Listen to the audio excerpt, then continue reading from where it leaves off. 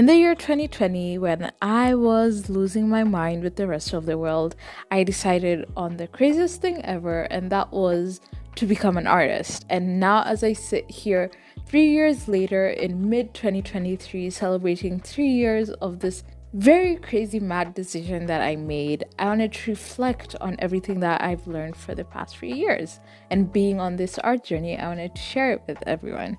So, to begin with, I think anyone can do it. I don't think I know. Like, y'all, you should have seen. I'm even going to show images of where my art was literally 3 years before this and where my art is right now.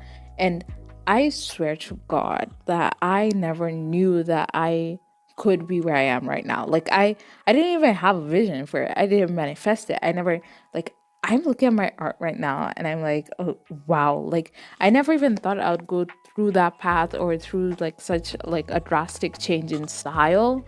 I it's im- it's very weird. That's why we're on this journey. Like, why am I rendering? Like, I never thought I'll be a rendering type of person. I never thought I'll be a portrait type of person. But anyone can do it. Anyone can learn it. Anyone can sit down and become an artist. It's not something that is hard. It's like through practice and time and all that. And as I said, anyone can do it.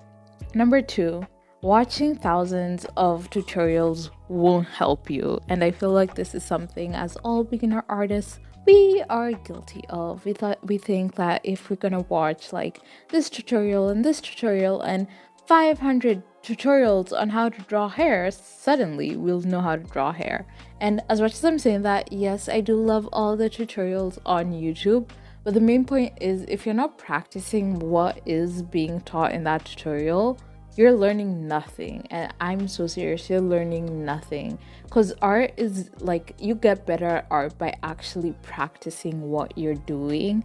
That's why you'd have like 100 portraits challenge, 100 faces challenge, 100 hands challenge, 250 heads challenge, because it's through practice. That's how you get better as being an artist. So as much of the tutorials are great, and I appreciate every creator and YouTuber who is out there giving us the blessings of their secrets and tutorials and guidance on how to make art, you actually need to sit down and make that art yourself, and you need to be prepared to see how awful and bad it is, and you need to move on and go to the next one. Number three, art books matter. So what I mean by this is, in the beginning of my journey, I was like, okay, I can learn anything on the internet, and YouTube is there. YouTube is free. I'm gonna learn everything on YouTube, Pinterest, and Instagram. But y'all, there's a reason some of these people are published authors of art books like that based like on motion or how to draw heads or like the Loomis method and like how to draw like still life, and like any book that's out there trying to teach you how to draw is very important. And you kind of have to like get used to reading all. Like, I know it feels like counterintuitive for a visual person, someone like pursuing more of a visual talent, to sit down and read for numerous hours, but you kind of need to also get into the mindset of an artist. And one of the best ways to get into the mindset of an artist is by reading art books. Even if it's not like reading art books, think of a book like I recommended like before. Think of the book Understanding Comics or Making Comics, which does give like a ton of insight on even things like composition and like how to make a story. And I feel like that's an important piece of being an artist. So I'm going to recommend a video I saw for Proco where professional artists give their book recommendations, and like just pick one book and read it. Or like James Gurney's book on color, and you know, those books are really great. And I feel like if you're a beginner artist, you should be reading them, or you should be like having a book every 2 months or 3 months, you know.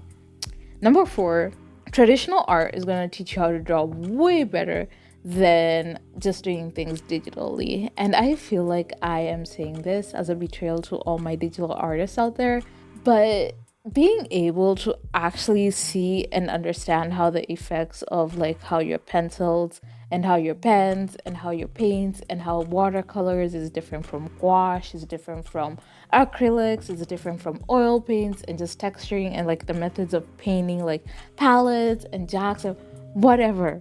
being able to like put those like things that you learn about traditional art into digital art does help. And this does include studying old masters. It does include drawing with pen and paper. It includes having a sketchbook on you. It includes having a small like painting book on you. It includes you making the investment of art towards art. That means, and like art stuff isn't that expensive. Like it's not that expensive. Like it can be expensive, but not that expensive. Investing in digital and in traditional art will help you in your digital art.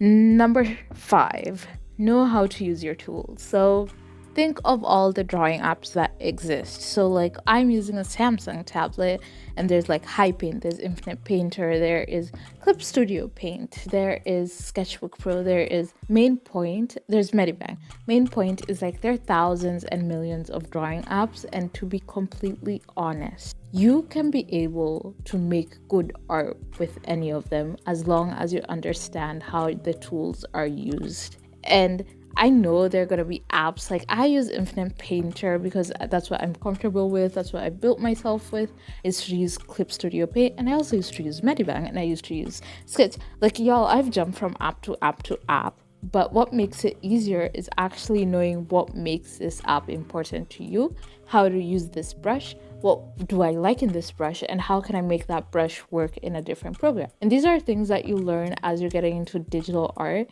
and you learn why you like this and this and this. And like as long as like the app you're using has layers, and it has clips, and it has like, you know, all those fun little nitty-gritty things, and it has an erase tool, you're gonna be able to make good art in any of them. Number 6, you'll go through an art block. I have gone through multiple and multiple art blocks in the beginning, in the middle. Recently, like this, like in the month of, I think it was April to May, like end of April to like May of this year, I went through a very big art block, which was severe. It's very severe art block, something that you're never prepared for, by the way. And and let me tell you, like one thing you need to get used to is you'll go through these art blocks like throughout your journey as an artist, numerous and countless at times. And one of the best ways to get through that art block, sometimes it's stopping art, or sometimes it's just sketching and letting yourself get loose with your art before getting like more restricted or disciplined with it. So that is my advice on how to go through an art block. Number 7, it's a learning curve. You'll have a day where you're better, you'll have a day that you're worse, you'll have a good piece one day, you'll have a bad piece the next day, or you'll have like a really good streak. Then in the middle of everything, you'll have a very bad streak. And you gotta get used to thinking of art as a learning curve instead of like one continuous line of growth. And once you understand that, it makes you less frustrated. And the best way to get through this learning curve is do not get attached to your art. Like, I know you'll have favorite pieces, but trust me, the art that's coming in the future is gonna beat the one that you made. So don't get too attached to what you made or like your best piece of art. Something that I'm learning myself. Like, obviously, I have my favorite pieces up to now, some that were even made in 2021. But you have to get used to letting go of some of those pieces and being ready to prepare for yourself for the growth that you'll experience of an artist. Number 8, there's no right way to do art. I feel this is going to be very controversial. I've just come from saying that you should be doing traditional art, you should be studying techniques, methods, and the old ways of doing things. But let me tell you right now, you don't have to draw like your face with spheres or whatever or all that. You don't need to do that. You don't need to like have an underpainting or this and that. You don't need to like have like a curve. You draw this, multiple sketches and lines on top of lines on top of lines. You don't even need to do the opposite. You don't need to like go straight forward and draw like a perfect piece without having a sketch. There's no right way to do your art. The best way to do your art is the best way you feel comfortable doing your art.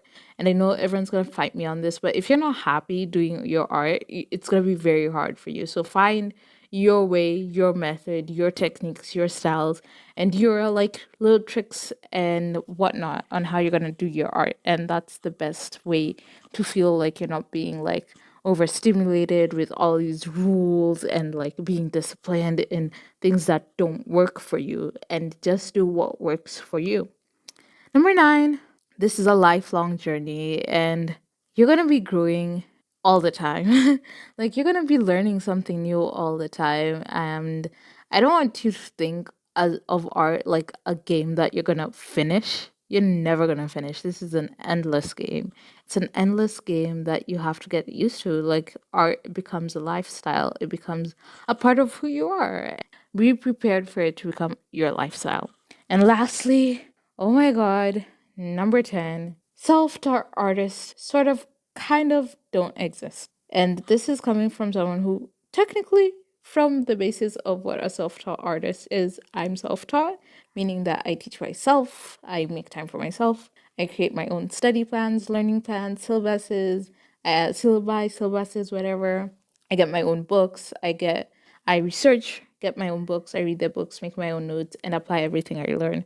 But through that process, I'm using the knowledge of other people. And this is what I mean that self taught doesn't exist. Being able to acknowledge as artists right now, as we're technically self taught because we're not in a classroom, but we are being taught by people who choose to share their knowledge with us for free, whether it's on the internet, whether it's in books, whether it's in just all these different sort of kind of ways of learning.